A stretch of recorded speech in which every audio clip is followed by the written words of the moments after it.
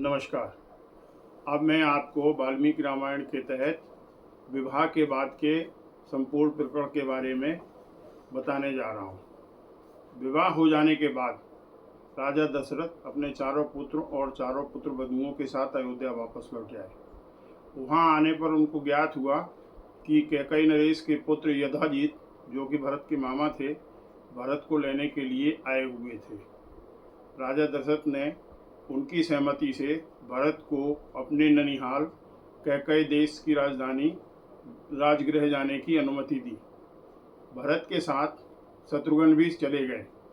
उसके जाने के बाद अयोध्या में सब प्रकार से कार्यभार सुचारू रूप से चलता रहा। राम लक्ष्मण अयोध्या की पूरी व्यवस्था देखते रहे।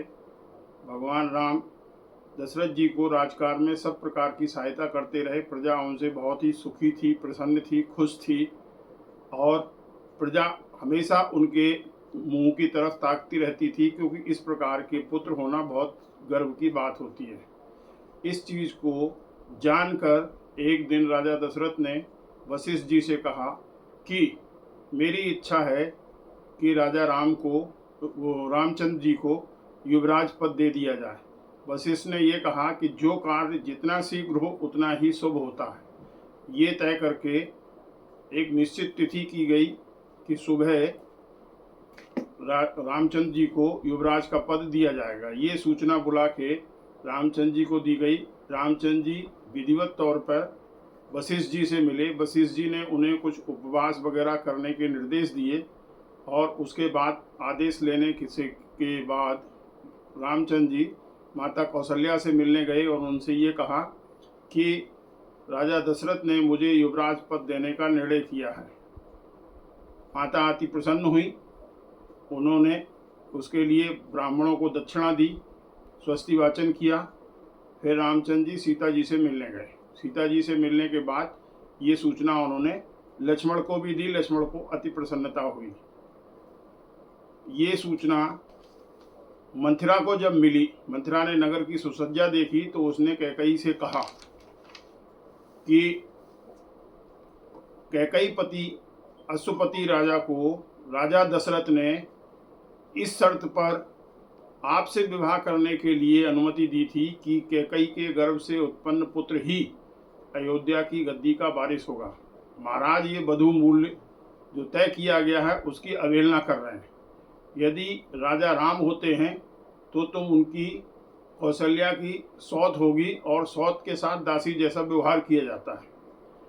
प्रारंभ रूप से तो कैकई ने मंथरा को बहुत बुरी तरीके से डांटा, उसे प्रसाद के रूप में अपना हार दिया, लेकिन अंततः मंथरा ने कैकई को इस संदर्भ में समझाया कि अगर राजा राम बनते हैं तो तुम्हें दुर्दिन देखने पड़ेंगे। इसलिए ये ध्यान रखो कि संभरासुर के साथ युद्ध में जब महाराज दशरथ घायल हो गए थे, उन्होंने तुम्हें 2 वर देने के लिए कहा था। वो दोनों वर मांगने का समय आ गया है। ये दोनों वर तुम राजा से मांग लो। सबसे पहले भरत के लिए राजगद्दी मांगना, और भरत की राजगद्दी सुरक्षित करने के लिए रामचंद्र जी को 14 वर्ष का विशेष उदासी में वनवास मांगना। विशेष उदासी का मतलब होता है कि जिसको ये दिया जाए वो किसी नगर में नहीं रह सकता है, किसी ग्राम में नहीं रह सकता है, हमेशा उसको वन में ही रहना पड़ेगा। रानी कोप भवन में चली गई। जब दशरथ रानी के पास आए, वो नहीं मिली महल में, तो दासी ने कहा कि महारानी कोप भवन की तरफ गई हैं। राजा दशरथ ने उनको बहुत तरीके से समझाया, लेकिन रानी किसी भी स्थिति में टस से मस नहीं हुई और अंततः उन्होंने ये कहा कि आपको क्या प्रिय है, मेरा पुत्र राजा होने जा रहा है, मेरे पुत्र के राजा होने के उपलक्ष्य में तुम जो मांगोगी मैं तुम्हें दूंगा। कैकई ने कहा कि वचनबद्ध होते हो? तो राजा ने कहा मैं वचनबद्ध होता हूँ, क्योंकि मेरा पुत्र राजा होने जा रहा। मैं राम की कसम खा के कहता हूँ कि तुम जो मांगोगी वो मैं तुम्हें दूंगा। तब कैकई ने ये कहा कि अपनी शपथ को याद करिए, आपने संभरासुर युद्ध के समय मुझे 2 वर दिए थे, उन दोनों वरों को देने का समय आ गया। राजा ने कहा कि आपने कभी मांगे ही नहीं, मैं भूल गया, अब मांग लो, क्या दिया जाए। रानी कैकई ने कहा कि देते देते कहने का रहते हो, लेकिन देते कभी नहीं हो। अगर देना ही है तो मुझे दोनों वर अभी दीजिए। और राजा ने कहा मांगिए क्या मांगना है। तो कैकेयी ने कहा कि सबसे पहले भरत को युवराज का पद दीजिए।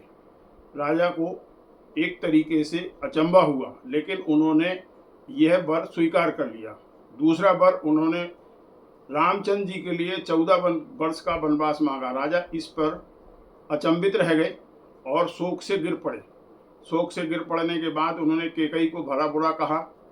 भला बुरा कहने के बाद जब सुबह हुई, राजा नहीं महल में आए, तो खोज खबर हुई, सुमंत जी को बुलाया गया। सुमंत जी को पता लगा कि राजा रानी कैकेयी के महल में हैं। वहाँ वो गए। उन्होंने सुमंत को आदेश दिया कि राम को बुला के लाओ। राम को जब बुलाया गया तो राम को उन्होंने अपना पूरा संपूर्ण प्रकरण बता दिया, और संपूर्ण प्रकरण बताने के बाद राम को वन में जाने की आज्ञा दी। राम ने उस आज्ञा को सिरोधार किया। यह किया कि वही पुत्र हमेशा गौरवशाली और भाग्यशाली होता है जो अपने पिता के आदेशों का पालन करे। वन की बात को पता करने के बाद राजा रामचंद्र अपनी माता कौशल्या के पास गए। उनको उन्होंने सूचना दी। कौशल्या ने बहुत दुख प्रकट किया, लेकिन ये कहा कि पुत्र वही होता है जो पिता के आदेशों का पालन करे।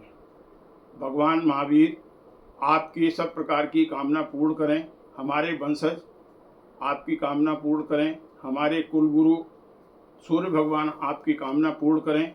और इतना कहने के बाद उन्होंने सीता से कहा। सीता ने भी जिद की कि हमको वन में चलना है। उसके बाद लक्ष्मण जी से कहा तो लक्ष्मण जी ने ये कहा कि मैं तो आपके साथ ही हूँ। लक्ष्मण ने जब सुमित्रा से वन में जाने की अनुमति मांगी तो सुमित्रा ने लक्ष्मण से ये कहा था कि जहाँ राजा राम हैं, जहाँ जानकी हैं, वहीं तुम्हारी जो है ना अयोध्या है। अपने राम को पिता समझना, सीता को माता समझना और वन को अयोध्या समझना। इस प्रकार से कह के ये दोनों जन वन की ओर प्रस्थान कर गए।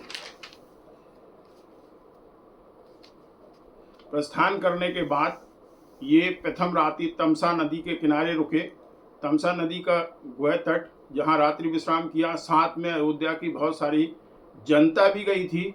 जनता को परेशान देखकर रामचंद्र जी ने सुमंत्र जी से कहा कि रथ को इस प्रकार से रात्रि में ले चलिए जिससे कि ये हमारी अयोध्या की जनता परेशान ना हो। और वो रात में वहाँ से निकल गए। रात में निकलने के बाद वो सुबह होते हुए गंगा नदी के किनारे श्रृंगवीरपुर घाट पर पहुँचे। श्रृंगवीरपुर घाट पर पहुँच के राजा गुहू से उन्होंने मुलाकात की, और मुलाकात करने के बाद श्रृंगवीरपुर घाट पर इंगुदी वृक्ष के नीचे रात्रि बिताई। धन्यवाद।